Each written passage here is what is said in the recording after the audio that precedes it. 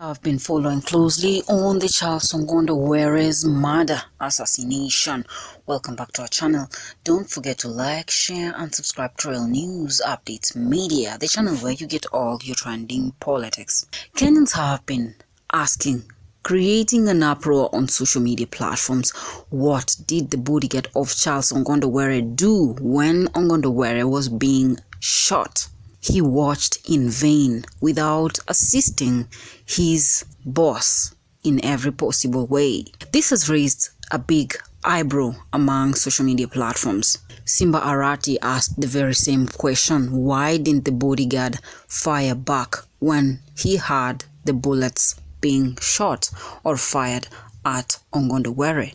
Details have emerged that the assistant of Ongondo had a call at the time Ongondo was in Parliament.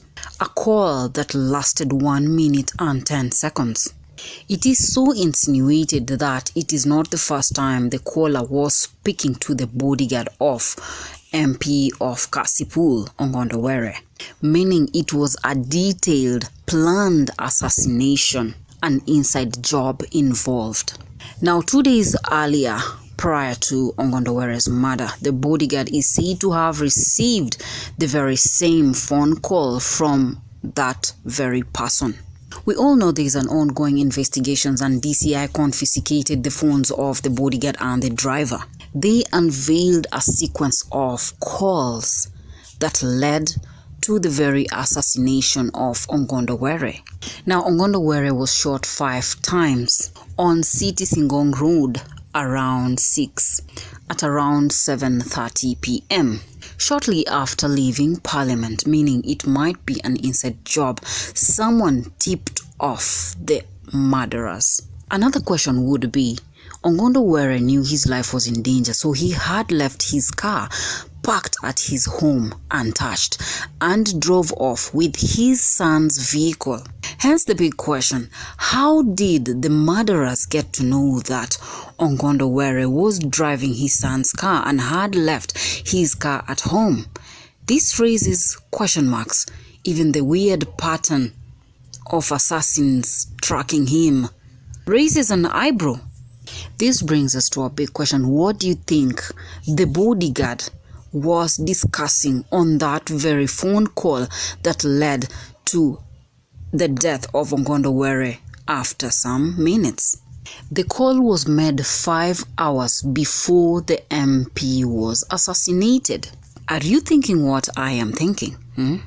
Probably if they dig more into that phone call, they will unveil the actual heinous activity involved in the murder of Charles Ongondo.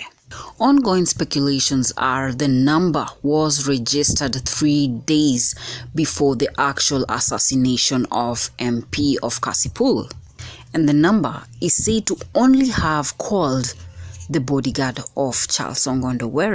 Who could be the owner of that very registered number? Question marks. This year I have done a thorough scrutiny of the very same number we are talking about, and it is said it is registered under a man from Nyanza. Details of a dead man were used to register the said line, and the man is said to have passed away ages and ages. Could there someone be trying to protect the real truth from coming out? How can a line be registered and it is said the line belonged to a person who died ages and ages ago? Where are we heading to with this investigation? Well, DCI apprehended the bodyguard and the driver, and still pending investigations. We are still following closely to this Charles Ongondo story. People who do you wrong never come from far. It is the very same people you dine, laugh and eat with.